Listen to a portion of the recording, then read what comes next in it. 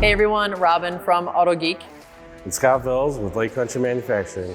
I have a big question for you. How long should a pad typically last? It's a loaded question. We all know that. Obviously, it's going to depend on what the pad's being used for, what you're using it with, how bad the vehicle is, how often you're rotating pads out.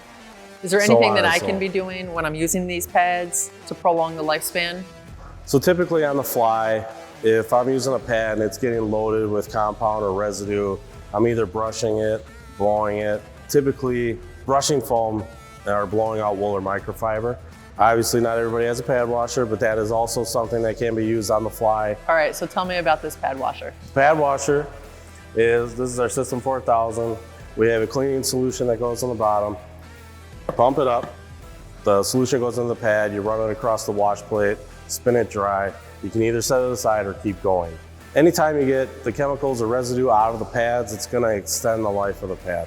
So basically what you're saying, Scott, is the cleaner you keep your pads, the longer they last. Typically speaking, yes. Great.